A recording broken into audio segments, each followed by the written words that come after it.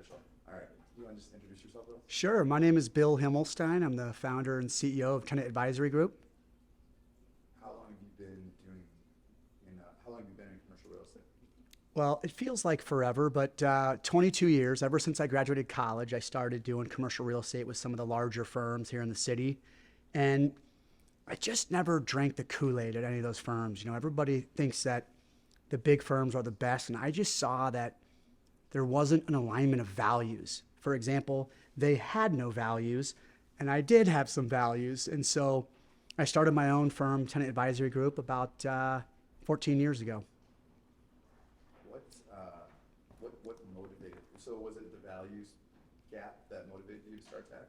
So, great question. You know, the biggest difference, in my opinion, between some of these larger firms and what we're trying to accomplish at Tenant Advisory Group is bringing it down to a human level, relationship based, making sure that we actually have a deep, trusted relationship with our clients, whereas the larger firms are very much transactional. Just get hired on the deal, close the deal, get paid on the deal, move on to the next deal. And that never really aligned with who I am as a person. I want to know who my clients are. I want to value them as a person as well as what their business is doing. So that in and of itself is going to allow Tenant Advisory Group to really take a more proactive approach to supporting the best interests of our clients rather than just let's hurry up and get this deal done so we can move on to the next one. Makes sense. I think that's I can see that through and through. I think that kind of piggybacks into the way you're wired as far as connecting people and networking. So you built quite a network. Do you want to touch on that? Yeah, you know, first of all, I'm very interested in meeting entrepreneurs and other successful business owners, people that have, you know, bootstrapped their business, or even if they've raised capital, it doesn't matter. But my point is, if they're able to start and grow a business, I'm interested in just learning their background, how they got there, what their steps were for their process. And then ideally what I really enjoy doing with founders and CEOs and entrepreneurs is understanding how I can best support the growth of their business. Whether it's real estate related or not, I enjoy serving as that connected connector, right? Bringing people together. Hey, your bank isn't giving you that line of credit that you need to grow your business. Let me introduce you to another bank that will. Or you need some capital to grow, then I can introduce you to investors and private equity folks. Or your CPA was your buddy from college, but they're not able to grow along with your business. So let me get you into a CPA that can help you grow. But most of the time, as you know, being a founder yourself, and as I know, being a founder and owner of a business, is that a lot of times what business owners want are new business. They want new opportunities. So I take great pleasure in hosting events or gatherings or whatever it might be, just bringing these business owners in my network together so they can meet each other. And oftentimes, you know, my parents always said growing up that when you surround yourself with good people, good things are going to happen. So when you put a bunch of good people in a room together, they talk with each other. They figure out what you're doing. Oh my gosh, you're selling widgets? We need to buy some widgets. Or, you know, you're a wealth advisor? I'm just getting ready to exit my business. I need a wealth advisor to help me figure out what to do. So I take great pleasure and joy out of bringing the top people in my network together and letting them talk and just letting them meet each other because good things tend to happen. One thing that I found was different about working with you is that, like, you were never our agent officially, but you still made such an effort of like connecting and inviting, almost like with no expectation. So how has that worked? I mean, tell us about that. Yeah, you know, I think that at the end of the day, you know, I'm running a for-profit business and my ultimate goal is to bring in clients. But I don't feel that the way that I was taught at the big firms, which is cold call, find out if there's a need, and if there's not a need within 2 years, get off the phone. That's where my opportunity is. In that window where other firms aren't talking to you, that's when I have the opportunity to build a relationship, right? The expectation is, yeah, I want you to work with me. And to me, the ultimate is you still have to be great at what you do. That's the price of admission. No one's going to talk to you if you're not good at what you do. So we've got all the accolades, we've got the awards, we've been on the podcast, and we've got that under our belt. So you've got to be good at what you do, but essentially, for me, that opportunity in between the window of when you start looking at the real estate need and focusing on that, prior to that, that's exactly where I want to be, because then I have an opportunity to build a relationship with someone, just like yourself, someone who's running a business, they're growing, they're doing well. If I can bring that person value, whether it's through an introduction to a potential client, whether it's through an introduction to, another resource that they might need, regardless of the way that I'm bringing value to people, if I can have that relationship and that trust built in advance of their transaction, there's a great opportunity they're going to work with me. Now, if they don't work with me, there still is an opportunity for that relationship to be a two-way street, and that comes to the people that they know in their network. We'll look through their network and say, well, I found these 5 business owners that would be terrific for us to meet and essentially do the same process with. It's when they don't hire me to represent their real estate needs, nor are they comfortable introducing me to people that could be potential clients. Well, now we've got a disconnect. Now it's, all right, I'm doing what I can to try and bring you value, but it's got to be a two-way street somehow. And usually that's the case. And if it's not the case, then they're probably not going to be as invited to as many events. I'm not going to go out of my way to try and bring them value or refer them business. But there might be other people that say, hey, Bill, I see you're connected to this person. They'd be a great client for me. Would you mind making an introduction? Absolutely, 100%. And I will, I don't want to go on record saying who I think the worst potential. All right. Attorneys are the worst. In general, they have a mindset of scarcity. Let's back up. What I would say was the people that are typically not great at understanding my system and how it works with are those that have a mindset of scarcity. In their minds, they've got their blinders on, they're working for their client, and that's all they care about. They don't want to introduce a variable like myself or some other resource that might potentially mess up their relationship and then they lose the client.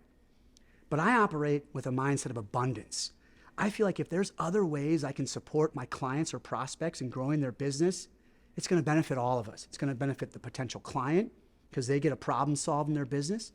It's going to introduce the resource. It's going to improve the resource that I'm introducing because they're going to get a new client. And it's going to be a benefit to myself for bringing both these two people together for their mutual benefit. So I've always had this mindset of abundance, wanting to, a rising tide lifts all boats, right? If I can support the growth of other people's businesses, there's a great chance that that's going to lead to a positive impact for myself and my business as well. So what is it's great. It's a great background. You guys all good? Yeah. Can I switch cameras? Like, over here? The air. Oh, yeah. Does that bother you? It's actually fine. It's fine. Let's go into what you want to cover, the state of the market. Yeah. And then what was the second thing you wanted? Well, we just kind of talked about that with the networking side. I don't think we need to get into more detail about that. We can if you want, but I don't want to take up too much time. Yeah. Should I just start talking about the market, or do you want to have a lead in? Oh, okay. Do you need water? Yeah, I might. That's a good idea.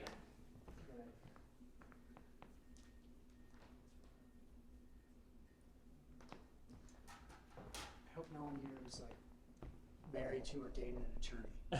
I just threw those guys out. Look, as long as their check clears, then they're a good client, right? But they're not going to do anything in return for you, that's for sure. You're going to say, like, oh, my dad's an attorney. I'm like, damn it. I say that about doctors. Oh, man. And because they think because they're smart, they think they know business. And they are the worst business people. Right. You might know how to repair a broken bone, but you have no idea how to run your business. Exactly. Okay. Yeah. That's good. Tell us about the state of the market. Yeah, so great question. And I like to talk about how it's kind of a tale of two cities, right? You've got retail and office space in general really struggling, but retail's loss is industrial's gain. Industrial's vacancy rate is the lowest it's been in decades. Prices are increasing about 8% a year, both on the sale side and the rental side. Very difficult to find the right industrial space. However, when you look at office space, it is an amazing time to be a tenant. Vacancy rates are up around 20% downtown Chicago and closer to 29% in the suburbs. But that high vacancy rate is such a wonderful thing for the businesses that we represent, the tenants. If you're looking for office space, the world is your oyster. You have so many opportunities, and while direct face rates, the rental rates that landlords are charging have not really gone down since the start of the pandemic. In fact, they've gone up about 1% a year. What is getting a lot better for tenants are the concession packages. So the free rent, the tenant improvement allowance, escalations are lower, securitizations are lower. You're getting more flexibility within your lease. You're allowed to sign shorter term leases. If you do have a 5-year lease, you're more able to put in a right to terminate. But essentially, a good example would be, stop. The coffee thing. Oh, no problem. So let's start with it. Anybody want some coffee? Yeah, just go from good example. So a good example would be on the free rent side. Pre-pandemic, on a 10-year deal, we would be getting approximately anywhere from 4 to 6 months free rent for a client, a tenant signing a lease. Now, post-pandemic, you sign a 10-year lease, you could get up to 18 months of free rent. So exponentially higher, which brings your net effective rental rate down. So while you might have a face rate that's either the same or a few percentage points higher than pre-pandemic, once you factor in the free rent, your rental rate's really about 20 to 25% lower than it was pre-pandemic. Same thing with tenant improvement dollars. Pre-pandemic, on a 10-year lease in downtown Chicago, you're looking at about anywhere from $60 to $80 a square foot in tenant improvement dollars paid by the landlord. Now you're looking at 120, 130, and depending on how strong your financials are, maybe even more. So the concession packages are really helping out tenants. And so that space that you used to be paying on average $35 a square foot, now it's going to cost you closer to $28, $29 a foot. So it's really been a great time to be a tenant. I will say that typically what we're seeing on the office side of things is that tenants are downsizing with the increase of working from home. I can tell you that with the working from home kind of policy or the working from home strategy, while labor kind of has the upper hand with having lots of opportunities for every open position, there's a lot of I'll back up a little bit. So with working from home as it is now, with a lot of different jobs being available per employee, as the Fed's measures start to take hold, and the reason why they're increasing interest rates is to kind of cool down the jobs market. And so a lot of people are predicting, a lot of economists and other real estate professionals are predicting that within about 12 months or so, a year or so from now, the labor market won't be as robust. Amazon just announced that they're not going to be hiring as many people. And a lot of larger companies like Google, they're putting on a hiring freeze. So we're going to see more and more of that arise as it becomes harder and harder for companies to borrow money to grow, right? Because that money now comes with a higher cost. So they're not going to be growing as fast, which will reduce the amount of jobs available per employee. And as that happens, then the employer, they want their people to be in the office. They want that teamwork. They want the collaboration. They want the mentorship. They want all of that to help build and support the culture that they have. Very difficult to get any of those things with a fully remote workforce, or even a remote workforce that's out, 3 or 4 days a week. So as the labor market shifts to being a little bit more labor, employer focused or employer centric, we'll see those employers requesting that their people be back in the office on a more regular basis. Now, how that's going to reflect on the office space, it's going to be years. There's a tremendous amount of vacancy. That 20% is the highest we've seen in decades. And there's that vacancy as leases continue to roll throughout the pandemic. In general, employers are taking less space. You know, they've got more people working from home on, say, Monday and Friday, a couple days a week. But at the end of the day, I think it's going to take years, 3, 4, even 5 years before we get back to the pre-pandemic vacancy rate of 8-9%, which at the end of the day is great for tenant advisory groups clients, which are all end users of real estate. It's the tenants, it's the buyers, it's the sellers. But those tenants for office space, it's going to be a long time before it comes back to what I call equilibrium, 12.5% vacancy rate, where neither the landlord nor the tenant has a clear advantage. Right now, for the foreseeable future, the tenants are going to have the advantage. They're going to be able to negotiate incredibly aggressive deals, huge concession packages. Of course, this is all predicated on having the right broker, which we like to think Tenant Advisor Group is the right broker. But honestly, now on the flip side, on the industrial side of things, I think it's going to be many, many years before that vacancy rate starts ticking up. I mean, there's tons of building taking place, new construction, but those are already leased up before they're even completed. So for the foreseeable future, industrial is going to have a very low vacancy rate. Rental rates are going to continue to climb. Sale prices are going to continue to climb on a per square foot basis. But, if you're an industrial business and you need space, the main answer to getting cheaper space is to be moving further and further away from where you really want to be, further away from industrial centers. For some people, that works out just fine. I got a medical device company right now that they said, look, we can be within a 3-hour drive of Chicago. That's going to bode well for them because the further away we get, the less the prices will be for them, whether they want to lease or purchase. But, great news for all professional service businesses, all financial service businesses. When you're an office space user, you're going to have a really great opportunity for the next several years in getting great deals for your office space. Yeah, and that covered a couple things of where you think where you think the market's headed. So you already covered that. How to come back to the office? You want to talk about that? Yeah, if you want to. Yeah. You did a piece on that, didn't you? I did. Yeah, I would just touch on a couple of those. So what I'm getting asked by a lot of the business owners that I know, a lot of my clients, a lot of prospects is, we want people to come back to the office, but how do we do it? And how do we do it the right way so we're not going to have a lot of attrition? So there's really 3 main ways to do this. 2 of them are very poor, and 1 I think is the right way to do it.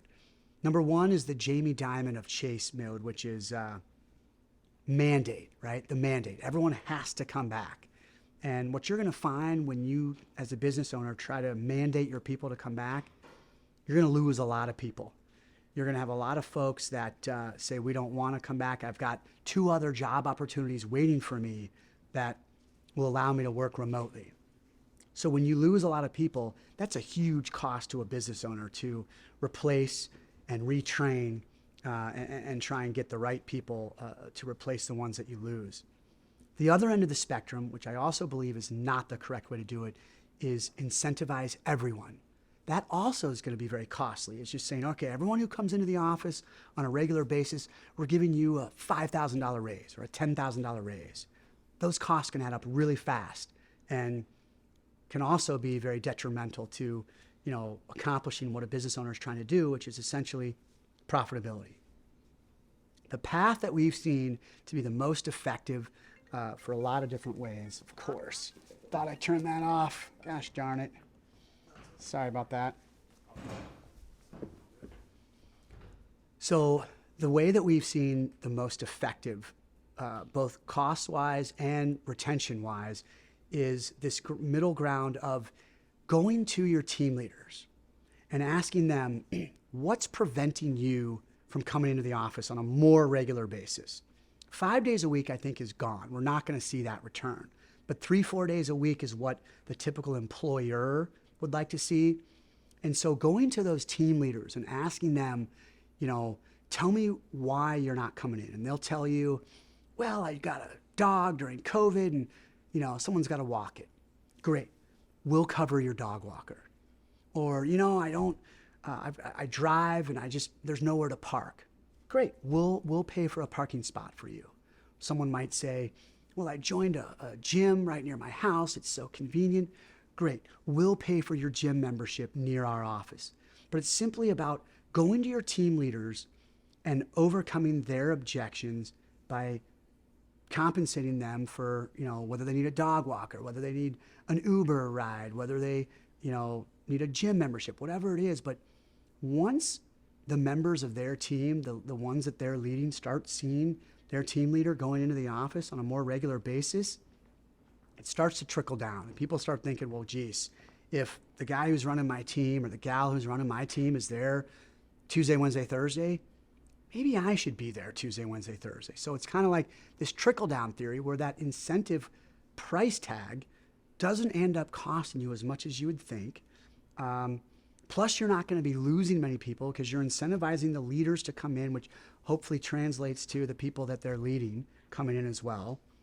And then you're not incentivizing everyone on your entire workforce, which can also become very costly. So those are the strategies that we've seen really be the most effective as a way for getting your team members to come back to the office. Now, the next step that we're talking about with our business owners and our clients is how do we design a space that encourages our people to want to come in? And that starts with looking at the amenities of your space that someone doesn't have at home, right? People are going to have some various comforts at home, but if you can have various spaces and various attractions that get people to want to be in the office, and of course, the biggest thing is other people being there. There's no point in going into an office of 50 people if you're only going to be one of 3 or 5 people. There's no point in doing that. But once you can attain some sort of critical mass, and I would argue that it starts with by incentivizing your team leaders to be in on a more regular basis, and certainly the executive team as well. But when you get this critical mass, even introverts want to be near other people. They may not want to be talking to those other people, but they want to be near them. And so getting that critical mass is very important to getting people to want to be there. And then consulting with an architect or a design specialist about what are the ways that we're going to use this space. It might be different. It might look differently than it did pre-COVID, but let's understand how we're going to use this space and how we can make it to where people want to be there because they can't get those things working from home. That's good. What's next for TAG? That's a great question. What's next for TAG? For me, it's always about attracting and retaining top talent. I think that's that way for all businesses, but we've got more opportunities than we have time to work them. And so my goal is to bring in great brokers that can help support our wonderful clients in the needs that they have. But for now, I got to tell you, I'm really having a wonderful time doing what I'm doing. And for me, it starts with the relationship development. It starts with doing fun things while building not just Tenant Advisor Group, but by building our clients' businesses, while building our prospects' businesses. I'm in a wonderful position to be able to have fun while building my business. So I feel very grateful for that. But the key at the end of the day, all business owners will say this, it's about the right talent. You got to have great people or your business is not going to do well. And so we're always looking for good people. If you know of any good brokers that are unhappy at their current firms, but we've got more opportunities than we have time to work those. And so my hope in the future, I said earlier, we've gotten a lot of accolades lately. We won 2020 Broker Superstar. We were one of the finalists for top brokerage firm. These are through Illinois Real Estate Journal. We're doing great work, and I certainly want to continue that. But right now, we have to turn away what I believe are good clients because we just don't have the bandwidth. And no business owner wants to turn away a good client. So hopefully we can attract some terrific additional brokers. probably in the future, one concept we've been looking into is expanding our service lines into architectural, contractor. I'd love to be able to bring a real estate attorney on staff. Just kind of expanding our service lines so we don't have to, rather than referring out to great people, I'd rather bring those great people under the tenant advisory group roof so we can keep that in-house. But for the time being, we've got terrific ancillary service providers, those real estate attorneys, those architects, those contractors, those furniture vendors, and we're going to continue to work with those resources. But for right now, it's about growth. We got to bring in new brokers, and so we're always open to talking to good people. That's great. What is the tech culture about? What sets you apart from culture? Yeah, I mean, that's a great question. It's something that I think about regularly is how can we make our culture be a more attractive place for people to want to be? And right now, what I focus a lot about is empowerment, allowing my team members to make choices and make decisions. And when I'm making decisions that involve the firm as a whole, I want to solicit feedback. I want to talk to my team members and say, here's what I'm thinking. How do you feel about that? What do you think about that? Or do you have any ideas of how we could address this particular situation? But it's really about a place of empowerment and allowing my team to feel as if they are running the business. That's what I want, is a group of team members that take ownership and that make decisions based upon not just what's going to be in their best interest, but what's going to be in the best interest of tenant advisory group and our clients. So I think that's probably the biggest thing that I focus on, and just try to empower my team members to do what they think is going to be the right. And if it's not, that's okay. It's very rare someone's going to make a decision that's going to be so detrimental that we can't recover from. My father always said to me, it's okay to make mistakes as long as you, number one, learn from them and don't make the same mistake twice. But number two, that mistake is not so big that you can't recover from it. And so I'm trying to allow my team to feel some ownership and to feel a part of the organization so they can take steps where they don't have to call me or email me and get my input. I want to let them make those decisions, and we'll talk about them afterwards, what worked about it, what didn't work about it. But I think empowerment for my team members is really a big part of our culture. That's awesome. Is there anything else that you want to cover? I mean, I think that kind of Yeah. All right. covers a lot of it. So last question. Maybe second last question. How many wins do the Bulls finish with this season? So the early season power rankings have the Bulls at the 14th best team in the league. However, Lonzo Ball is the key to the Bulls this season. He was the defensive catalyst. He brings the energy level up. On offense, he can dish the ball. He sets up others, right? He creates opportunities for others. And he was great at making the three. But right now, he's still recovering from his knee surgery. Now, I have an inside scoop. I know a friend whose girlfriend's father, stay with it, it's a long track, but the girlfriend's father is the Bulls orthopedic surgeon. And he said his recovery is going very nicely. So I think Lonzo Ball is the key to the Bulls' success. I love that we re-signed Zach LaVine, gave him the max extension. He deserved it. Last year, DeMar, he was awesome. He was such a great addition to the team. So we've got this nice core. Do I think the Bulls are going to win the championship? No, I do not. But I do think they can make a good playoff run and be an impactful team in this league.